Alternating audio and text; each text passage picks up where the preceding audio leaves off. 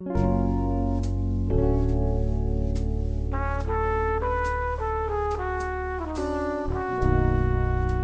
House Audio presents The Professional by Robert B. Parker. This is Joe Mantegna.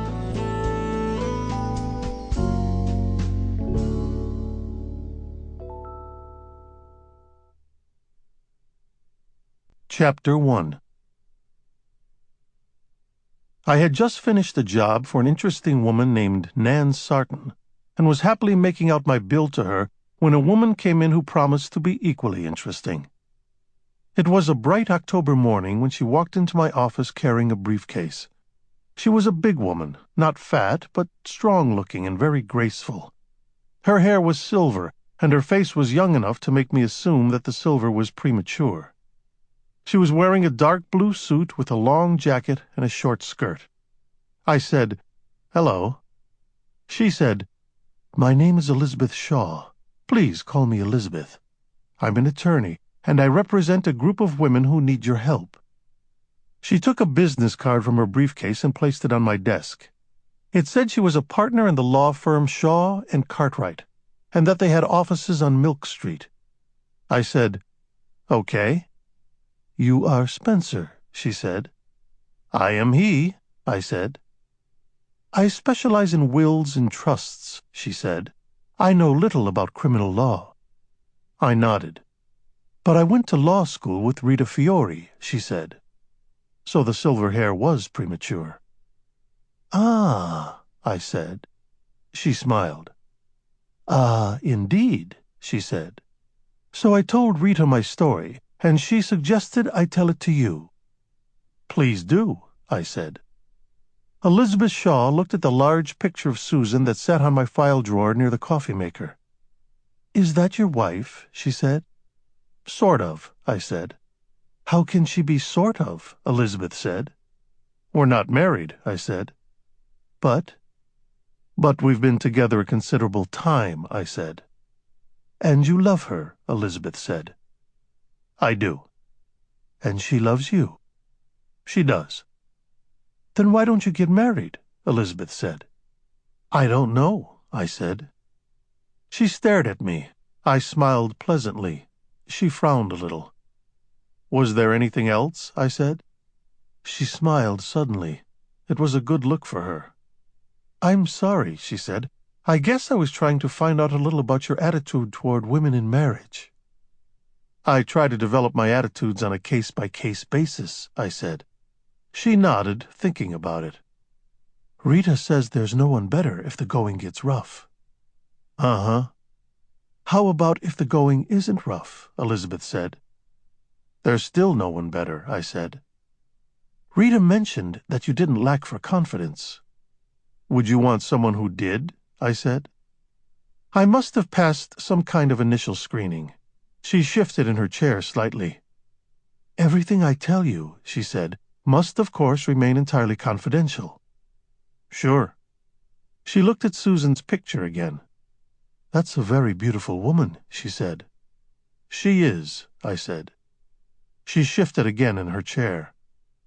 "I have a client, a woman married with a substantial trust fund given to her by her husband as a wedding present.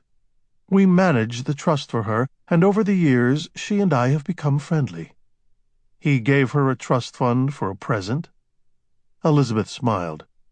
"The rich are very different," she said. "Yes," I said. "They have more money." "Well," she said, "a literate detective." "But self-effacing." She smiled again. "My client's name is Abigail Larson," Elizabeth said. "She is considerably younger than her husband." "How considerably?" "He's 68. She's 31. "Aha," I said. "Aha?" "I'm jumping to a conclusion," I said. "Sadly, the conclusion is correct. She had an affair." "A lot of that going around," I said. "You disapprove?" Elizabeth said. "I guess it's probably better if people can be faithful to each other," I said. "She's not a bad woman," Elizabeth said. "Affairs aren't usually about good and bad," I said. What do you think they're about? Need, I said. Elizabeth sat back a little in her chair. You're not what I expected, she said. Hell, I said, I'm not what I expected. What would you like me to do? I'm sorry, I guess I'm still testing you. Maybe you could test my ability to listen to what you want, I said. She smiled at me. Yes, she said. In brief, the man she had the affair with took her for some money and ditched her. How much? I said. Actually, just enough to hurt her feelings. Restaurants, hotels, car rentals, a small gift now and then. And? I said. That was it, Elizabeth said, for a while.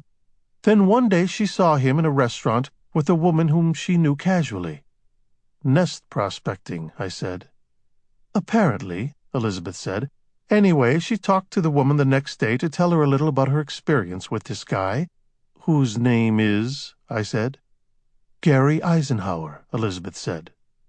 Gary Eisenhower? I said. Elizabeth shrugged. That's what he tells them, she said. Them? The two women talked, and then they networked, and one thing led to another, and in ways too boring to detail here, they discovered that he had exploited 4 of them, often simultaneously, over the past 10 years. Have you met this guy? No. Well, if you do, I said, be careful. I think I'll be all right, she said. So the seduced and abandoned have joined forces, I said. Yes. And what do they want? They'd like to see him castrated, I'm sure, but that's not why I'm here. Oh, good, I said. They came to me as a group because I was the only lawyer that any of them knew, and we agreed that pursuing him for the money would cause them embarrassment. Their husbands would find out. It might make a great tabloid story. So they agreed to move on, sadder but wiser, so to speak. But, I said. But he has returned. He has contacted each of them. He says he has proof positive of each adultery and will expose them to their husbands and the world if they don't pay him. What kind of evidence? I said. They thought they were being discreet, Elizabeth said. These women are not stupid, nor, I guess, inexperienced. No letters, I said. No emails, no messages on answering machines. Yes. Hidden cameras? Hidden tape recorders? Elizabeth nodded. Uh-huh, she said. I guess he was planning on shaking them down all along. Maybe, I said. Sometimes people like to keep a record. Allows them to revisit these special moments when things are slow. So, Elizabeth said, maybe shaking them down was an afterthought? Maybe, I said. They don't want to pay. Don't want to, and can't. Their husbands control all of the substantial money. So you want me to make him cease and desist without causing a stir, I said. Can you? She said. Sure, I said. Chapter 2. I met the 4 women in a bigger conference room than we needed at Shaw and Cartwright. Elizabeth Shaw sat at one side of the table. The women sat 2 apiece on each side of her. I sat across from them. Elizabeth introduced them.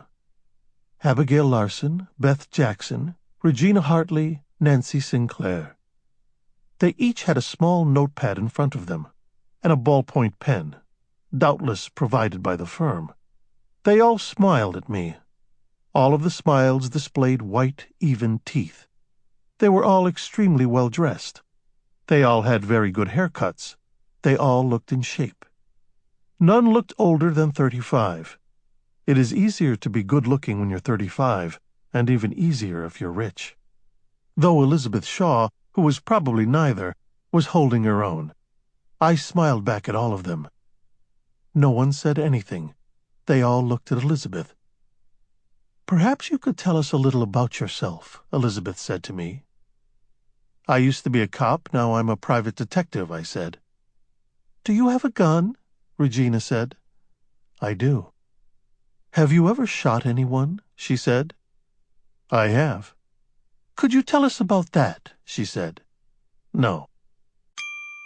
Sample complete. Ready to continue?